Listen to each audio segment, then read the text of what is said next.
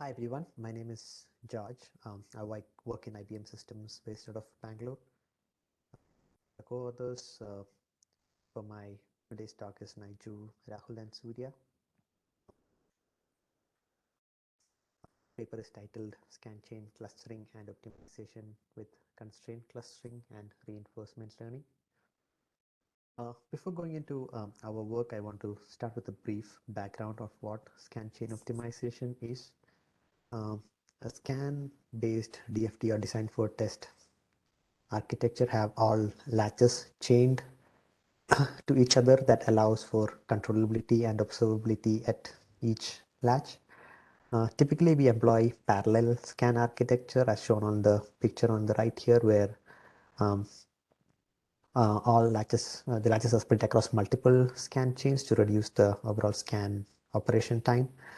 Since the order in which these latches are connected does not reduce the test coverage, um, a scan chain reordering or scan op step is used during physical design after placement to reduce the wire length of scan nets.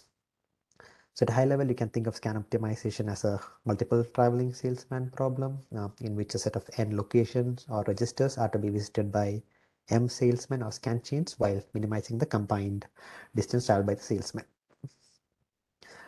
Um, so let's look at the overall objective of a scan chain optimization. In general, it is used to obtain an efficient scan chain solution in terms of wire length by clustering the latches into n scan chains and find an optimal way to connect the latches. Um, so the picture on the bottom left shows the placement of latches in a design which has 3 scan chains. So we used two machine learning based approaches to improve a traditional scan chain optimization. And we address our objective by splitting the problem into 2 parts. The first problem is coming up with a efficient clustering of latches into n chains, and we used the machine learning method of constraint clustering to do that. Um, so in this picture at the middle, you can see we have come up with 3 clusters as we have 3 scan chains in the design. So once the clusters are formed, the second part of the problem is to learn a wire length efficient way to connect all the elements in a given cluster, and we used a basic reinforcement learning technique called Q-learning to come up with the final scan chain connectivity. So both these machine learning methods have to adhere to the DFT constraints. So what are the typical DFT constraints that a scan chain optimization tool has to honor? The, the picture on the left shows a design which has 3 scan chains, as I mentioned earlier. Uh, so one of the constraints is that there may be a set of latches which um, whose scan chain ordering has to be maintained. This could be like special design registers or some array related latches where designer wants to maintain a particular scan order, so scan chain optimization is not allowed to reorder them. The second constraint is more driven by the fact that we ensure isolation of faults along the scan chain in a to physical regions. Um, so we want to basically group latches in what we call as an LCB clusters together in the scan chain. And LCB stands for a local clock buffer that drives a finite number of latches in the same physical region. So in the picture here on the left, there are 14 LCB clusters highlighted, and each um, and you can see how the latches are placed in each of the cluster. And the last constraint is to make sure the latches in each scan chain should not exceed the TFT limit to reduce the overall scan operation time. And the inputs to the machine learning techniques are basically the latch location and the number of scan chains in your design, the LCB cluster information, and the no reconnectable latch order. Now let's dive a little bit deeper into the constraint clustering approach that we used. So we used typically our standard k-means clustering as it groups points based on Euclidean distance, which also helps in coming up with clusters that are physically local clusters. Um, so the standard steps in a k-means clustering is what I have shown here starting from step 1 through step 4. The main difference is while doing assigning latches to the closest cluster centroid, we also ensure that all the 3 DFT constraints has to be honored while doing this assignment. So we'll look at what are the key techniques that we used in our constraint clustering to adhere to the DFT requirements. The first technique is what is called the clustered assignment. So as I said, one of the constraints is to ensure that all the latches in an LCB group are kept in the same chain. So what we do while signing of latch LCB cluster is we come up with a combined Euclidean distance of every latch in a given LCB cluster group, and the whole group is assigned based on the combined Euclidean distance in a cluster. So this ensures that all latches in a group are kept together and thereby honoring the DFT constraint and help with fault isolations. Second technique that we used is called the sorted assignment technique. And I'll just quickly use a picture to illustrate this. The traditional k-means can result in clusters with large number of registers in them, violating our DFT latch limit constraint 3. So we adopted a constraint k-means where the assignment of latches to a partition or a cluster is done in a serial fashion based on a sorted metric. Now see, we have 3 partitions, A, B, C, with their centroids highlighted, and let's say the maximum allowed latches in each partition is 15. And now let's say there are 6 LCB groups which are highlighted in the rectangles, and they are numbered accordingly, and the number of latches in each group is mentioned at the top of the rectangle. Now let's say if we use a pure min distance approach where we just look at the minimum distance for each LCB group to their closest centroid, we'll end up with a solution that is shown at the bottom of the middle bottom of the slide, where group 1, 5, 4, which are closer to A, gets assigned to partition A. Group 2 closer to B get assigned to partition B. Group 3, which is closer to C, gets assigned to partition C. And finally, group 6, which although is a little farther from A, and since A has already reached its limit of 15, it has to be assigned to the next closest, which is the partition C. And you can see this is not a good clustering solution. So instead of just going by the minimum distance, we came up with this new assignment, which is based on min minus next min distance technique, where for every latch LCB group, we look at the nearest centroid and the distance to the next nearest centroid, and we sort the distance based on min minus next min, and then use that for partitioning. So with that, you can see LCB group 6 get assigned to partition A, and 4 gets assigned to partition B, and the overall partition looks much optimal than a plain minimum distance cluster. Yeah, this slide just quickly illustrate the efficiency of constraint clustering in forming partitions while honoring the DFT constraint. The first picture on the left shows using a standard traditional nearest neighbor technique to cluster all the latches in the input design. So this design has 21 scan chains, and by using a nearest neighbor technique, all latches in the same chain are colored in the same color. And it also ensures we only fill up each cluster to the 950 latch limit, as shown on the column here.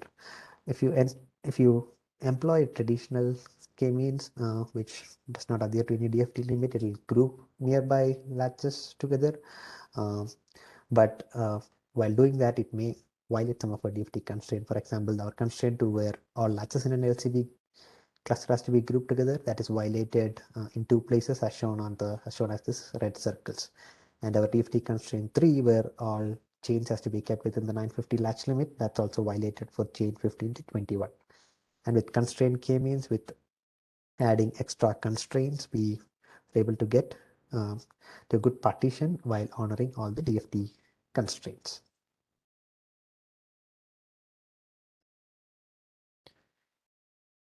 Now once the registers or latches are partitioned into clusters, now we utilize a Q-learning based approach to obtain a wire length efficient scan chain ordering for each of the individual partitions.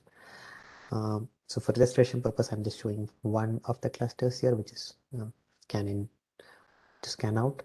So in Q-learning, the learning is maintained in a Q table and is updated using a Q function. And as for in reinforcement learning, in Q-learning also, you have a given state from which an agent performs an action on the environment based on a policy. We measure the reward and update the Q table.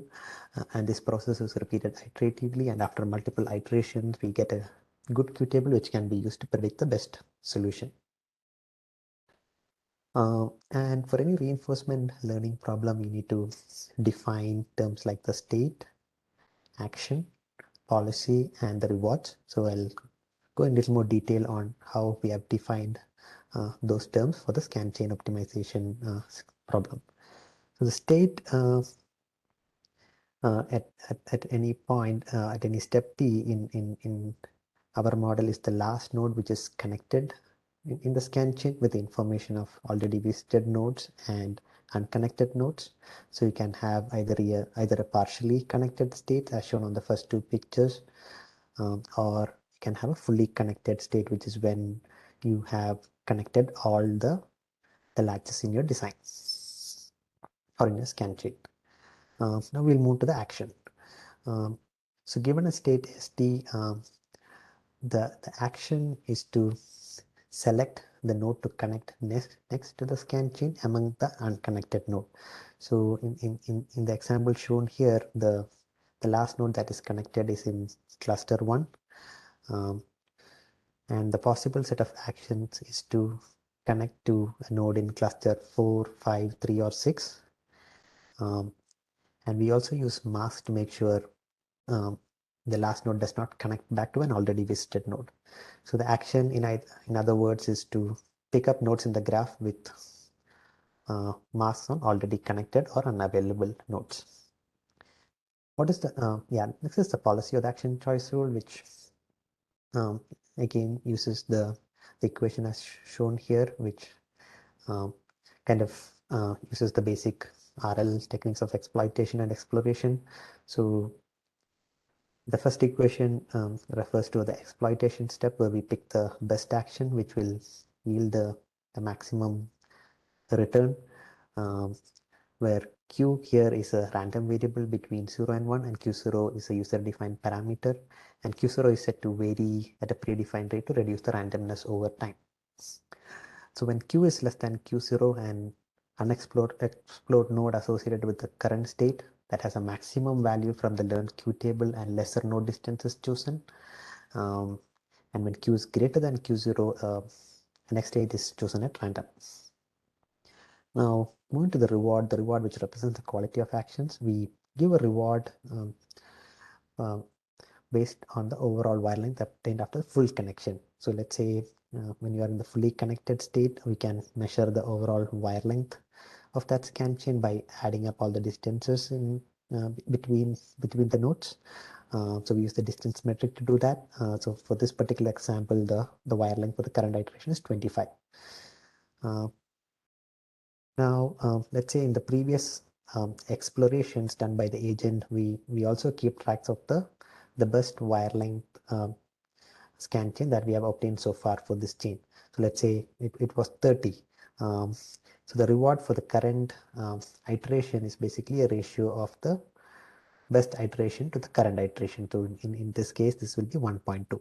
And we use this 1.2 to update our Q table or to boost the Q table.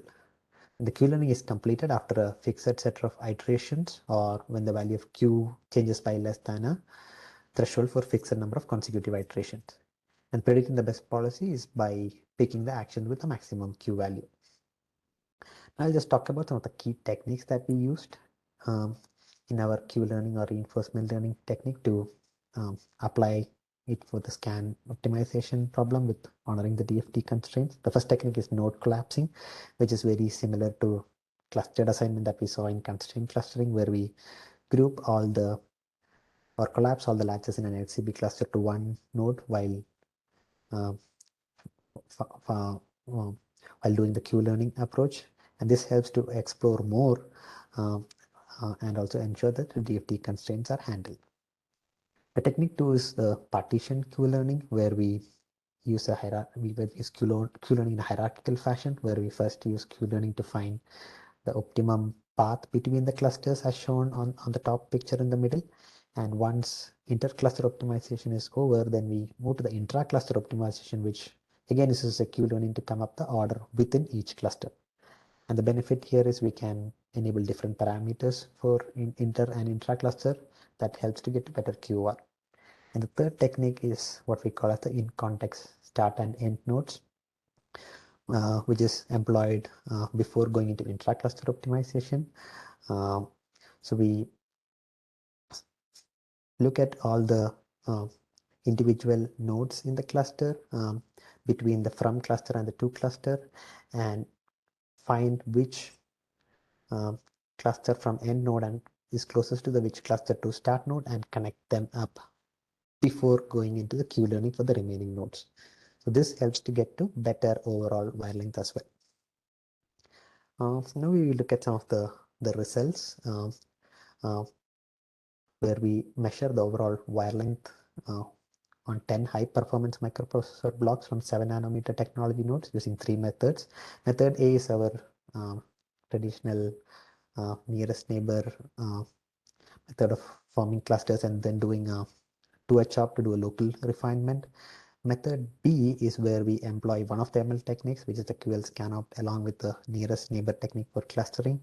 And method C is where we employ both the machine learning techniques, which is the constraint clustering and the QL scan-out. You can see in the picture on the top right shows a comparison between scan chains using method A and method B, and you can clearly see method B was able to come up with better connections between the scan chain to reduce the overall wire length compared to a traditional nearest neighbor technique. And the table at the bottom kind of lists the overall wire length across the 10 designs, and the last two columns indicate the wire length improvements, and you can see we can get anywhere between 0 to 24% improvement, and almost half of the improvement is from Q-learning and the other half is from constraint clustering. There's one design I where ML technique gave a worse result than a traditional technique, and in that case our flow ended up picking the best solution among all three, which is to fall back to method A, and that's why the wire length improvement is quoted as 0 for that case. And the average runtime overhead is just 2 minutes for method B and 10 minutes for method C. So to conclude, so we have also extended this technique and evaluated on a broader set of designs, like 180 designs on our microprocessor block, ranging from 50 latches to 40,000 latches. And the improvement percentage is shown on the scatter plot on the right. The orange dots indicates the improvement from constraint clustering on top of method A, which you can see is around 6%, and Q-learning gives another 6% on top of that. And 90% of the designs gave better scan wire length or over the traditional nearest neighbor approach. And for the remaining 10%, we ended up picking the traditional scan-up technique so that we don't degrade over our existing baseline in any case. And our future work is to compare ML scan-up with classical algorithm techniques, just state of the art, honoring all the DFT constraints. So that concludes my talk. Thanks for listening. Have a good day.